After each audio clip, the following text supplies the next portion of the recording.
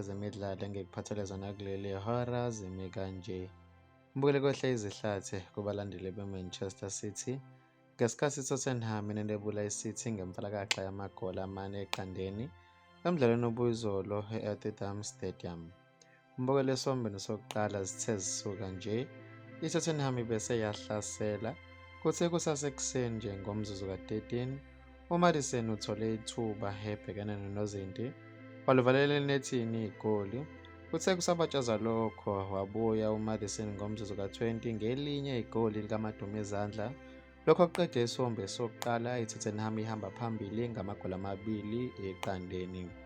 Mbukele esombeni sesibili iTottenham iphinde yabuya ngamandla futhi kuthe ngomzuzu ka-50 uPoro ubese waluvalela enethini igoli. Akugcinanga lapho, kuthe ngomzuzu ka-90 sekungeziwe imizuzu emithathu ngaphambi kokuphela komdlalo uJohnson wavala inkundla ngelihle igoli.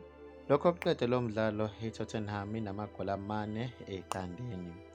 Mbukele bekuzona-ke lezi ebengikuphathele zona kuleli hora. Ngizocela ubeke uvo lakho kwi-comment section. Ngizokubona kwenye ividiyo elandelayo. Mina sengiphuma kanje, usale kahle.